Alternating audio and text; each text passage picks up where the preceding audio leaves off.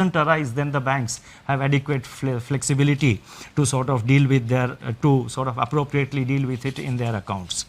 The next announcement relates to extension of resolution timeline. Under RBI's prudential framework of resolution of stressed assets dated June 7, 2019, in case of large accounts under default, scheduled commercial banks, all India financial institutions, NBFCs which are non-deposit taking but systemically important, and deposit taking NBFCs are currently required to hold an additional provision of 20% if a resolution plan has not been completed within 210 days from the date of such default. Recognizing the challenges to the resolution of stressed assets in the current volatile environment, it has been decided that the period of resolution plan shall be extended by 90 days. The details of this announcement will, of course, be spelled out in the circular which will be issued.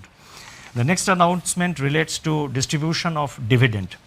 It is imperative that banks conserve capital to retain their capacity to support the economy and absorb losses in an environment of heightened uncertainty. It has therefore been decided that in view of the COVID-19 related economic shock, scheduled commercial banks and cooperative banks shall not make any further dividend payouts from profits pertaining to the financial year ended 31st March 2020 until further instructions. This restriction shall, however, be reviewed on the basis of the financial position of banks for the quarter ending September 30, 2020. The next announcement relates to LCR, liquidity coverage ratio. The Reserve Bank, and this is this is a norm which has been prescribed for the banks, as you would know. Reserve Bank has been proactively taking measures to address systemic liquidity issues through a slew of monetary and market operations. In order to ease the liquidity position at the level of individual institutions, the LCR requirement for scheduled commercial banks is, we have now decided that the LCR requirement of scheduled commercial banks will be brought down from, it is being brought down from 100% to 80% with immediate effect. I repeat, LCR requirement is being brought down from 100% to 80% with immediate effect. The requirement shall be gradually, however, restored back in two phases, 90% by 1st October 2020 and 100% by 1st April 2021. The next announcement relates to NBFC loans to commercial real estate projects. In terms of extant guidelines for banks, the date for commencement of commercial operations, DCCO, in respect of loans to commercial real estate projects delayed for reasons beyond the control of promoters can be extended by additional 1 year over and above the 1 year extension permitted in the normal course without treating the same as restructuring. And restructuring, as you know, would obviously have implications for asset classification. It has now been decided to extend a similar treatment to loans given by NBFCs to commercial real estate. This will provide relief to NBFCs as well as to the real estate sector. Now, before I go to the concluding remarks, let me mention that the RBI, as I mentioned earlier, is monitoring the situation very closely. We are very vigilant about the developments, and whenever required, we will make necessary announcements. And so therefore, this is not the last of the announcements that we are announcing today to deal with the situation. As the situation warrants, we will be announcing new measures to deal with the challenges. Our effort is always to remain proactive and also to respond to the emerging challenges. Now, let me now move to the concluding portion of my remarks.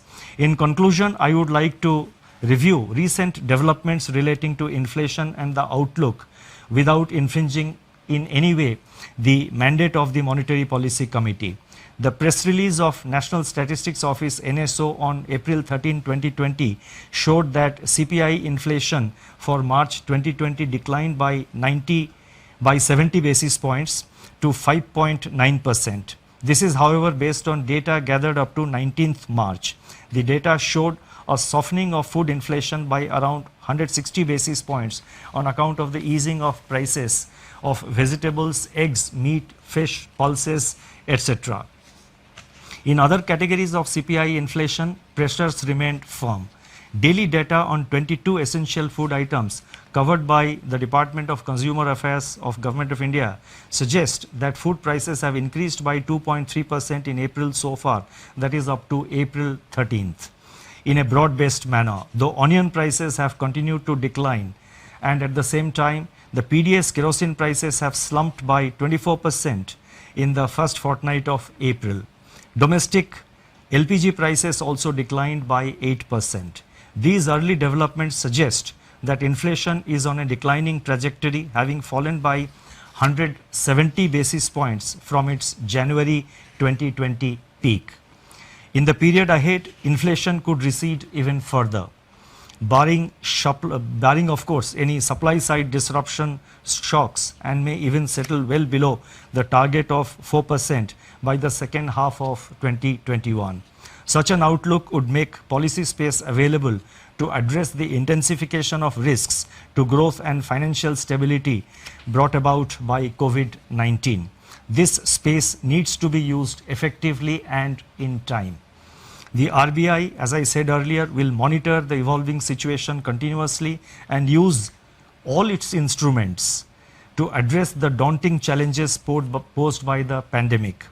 The overarching objective is to keep the financial system and financial markets sound, liquid, and smoothly functioning so that finance keeps flowing to all stakeholders, especially the vulnerable and the disadvantaged.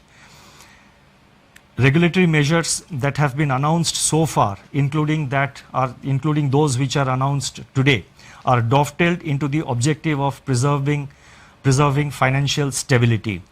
Although social distancing separates us, we stand united and resolute.